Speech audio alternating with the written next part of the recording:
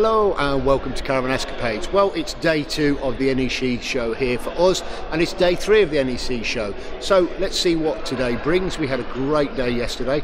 Not sure how much film I'm going to get done today. Maybe a short vlog today because I'm here, or I'm meeting one of my good friends, Andy. He'll be here shortly and we're going to go around the show together. So we'll see what today brings. So I'm just wandering around the motorhomes with Andy.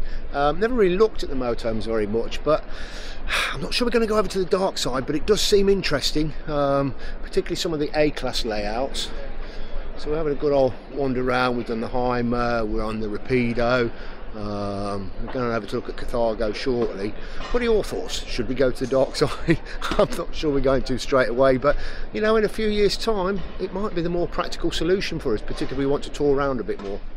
See, I'm quite taken by these multi-purpose motorhomes. Something like, I don't know if you can see it here, something like the Heimer crossover. Pretty much an off-road vehicle as well as a normal motorhome. There are people inside, so whether we can have a look at the moment.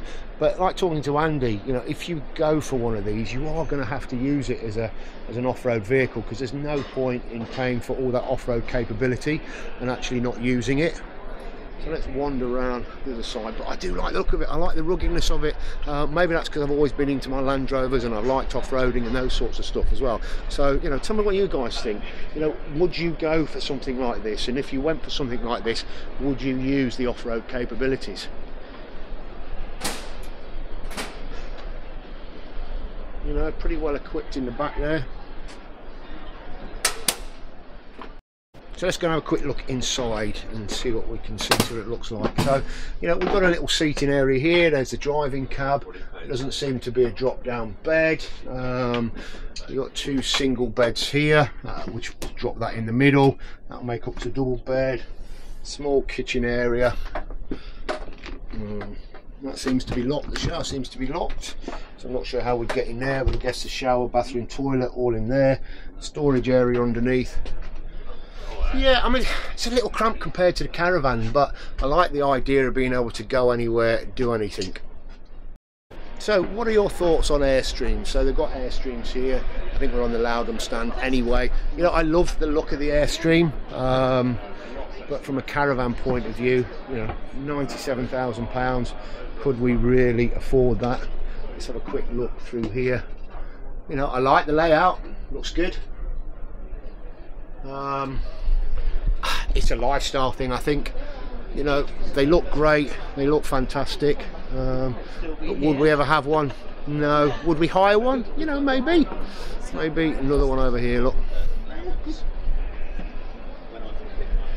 tell me what you think about Airstreams. Is it something you'd ever consider? So we're just having a wander around, and again looking at the Adria motorhomes. Again, they're particularly set on an A-class layout, although the ones over here aren't. You know, what do you think to Adria?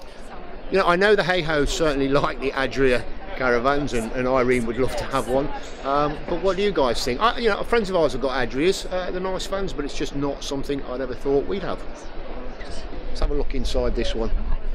So we got the all's very leathery look. Quite dark in the layout, but quite a big van. Definitely. Drop down bed at the top there. I'm not sure how you open. Oh, there we go. Cupboards. Quite dark, but big motorhome. So let's just walk up towards the bath. So, you know, it's quite dark. Do I like it? I'm not sure, but it looks, it's like Andy's just said, it looks quite stylish. Seems very well put together. Again, no curtains on the windows. Same issues we have with caravans. What we've got here, so door to separate off, bathrooms, but it does look very modern, I must admit. So here we are, we've just arrived at the Carthago stand. This is the brand of motorhome that Andy and Nikki have, but they're not beholden to the brand. But let's have a look, let's see what Carthago have got to offer. I guess this really is your premium end of the type of A-class motorhome. So let's have a quick look around inside this Carthago. This is an 8.5 metre van, so you've got your front seating area here, you've got your drop down bed at the top, you've got the kitchen area. I like the lightness and the airiness of this. I like these lighting strips, it's a nice touch. quite a big bathroom shower area. It's quite fancy, I like that. I guess we've got the toilet in there. Yeah, and wardrobe here, and then 2 singles, but I'm looking at this, there's a piece that will obviously drop down into here and make that into a full double bed. I like that mirror effect at the back there. It makes it look quite roomy, plenty of space. Again, we're not necessarily going to change, but it is nice to see what the dark side is all about. So let's take a look at this slightly shorter Carthago. Again, you've got the 2 single beds with a piece that will drop in there.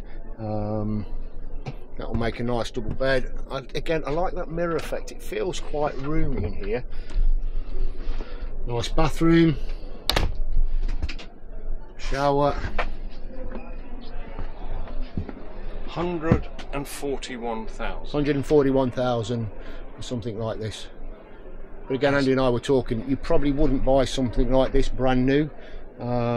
You'd probably buy a year-old one, look around a bit, search around a bit. Obviously you can't spec it out exactly how you would like it, but the savings would be immense. So we're in a slightly smaller one now on the Fiat chassis, but it feels a little bit more open. You've still got the drop-down bed up here. You've got pull-out, or it's a pull-out TV in there, look. But I think this area just seems a bit more open. You seem to have a bit more space. You've got the fridge there, kitchen area here, single beds turn into a double bed there, and then you've got this, well, it's a bathroom wet room. That's probably why it feels a bit bigger, because they just combined everything into one. And that rolls back around there. You can obviously shut off this area. So yeah, I didn't think we'd be spending so much time looking at motorhomes. So we've just come into one of the liners from Carthago. This is the top end. You're talking £250,000, but you can kind of see where the money's gone. You've got this large rear lounge area. I'm stood here in the middle, the kitchen. You've got the big kitchen here. Then you've got the bathroom and everything at the front. So you've got a shower unit there. You've got wardrobes here. You've got a big double bed that comes down here. Again, bathroom. Yeah. Very nice. Don't think I could ever justify that sort of money. Well, certainly not yet anyway. Yeah, I mean, it's even got like ship's clocks in it. So, yeah, nice. Not sure it's definitely for us. Maybe a little bit chintzy as well, to be fair. So just to give you a bit of an example, so we're over here at the Malibu stand, and the Malibu is a company of Carthago, so I guess it's like their budget brand. These are generally, I would say, a good 25% cheaper than the Carthago, but looking around I can't really see the difference. I don't see where the difference in the money is. You know, the build's the same, the bedrooms at the top, the seats, the bedrooms, the bathrooms. I can't quite see it really. Interesting. So here with some of the more extreme motorhomes again, this is Project Yonder. I do like the look of these things. They do entice me, I must admit. Just the ruggedness of it, just the utilitarian vehicle of it. It's like Andy said to me, you're not in the Harrier Force now, but all we need is a Unimog with a back box on the back, and those that know. But yeah, I do like the look of these. They seem pretty well equipped inside.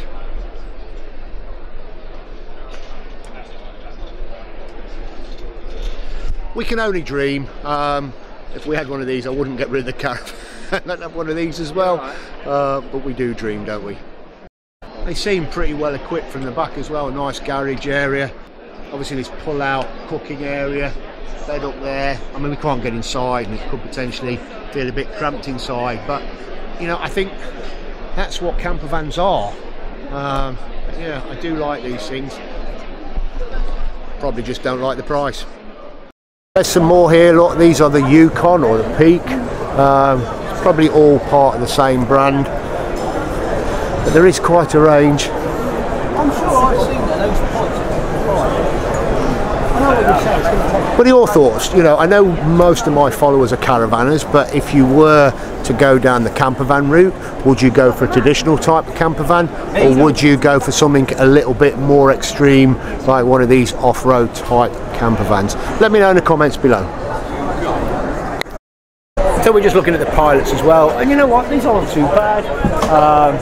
Price range, they're a little bit cheaper, as you can see down there. Still in the £90,000 mark though, mind you. But they don't look too bad, they're pretty functional inside. Let's take a look inside this one here. So, you know, it's reasonable, white leather. It's on a Fiat chassis. There's me messing around with the camera there. Drop down bed at the top. You know, there's not quite, I guess, the quality in the build that you can see compared to the likes of Carthago, that sort of thing, but you know, another brand, not too bad at all. So here they are, the big boys. We knew they'd be hiding somewhere. We're not going to get inside these because it is by appointment only, but we'll try and give you a bit of a look round on the outside. I mean, it's a bus. It's a cut down coach, you know, there's no other way of describing it. You know, it's your 60-seater, 70-seater coach, cut down, turned into a motorhome. I mean, they used to put the prices on these things. They don't seem to do that anymore unless it's on this panel. I mean, they can't even get that in. You know, I've got to come all the way back here just to get that whole thing in. I mean, that is a coach. I mean, could you imagine turning up onto a caravan and motorhome club site with that thing?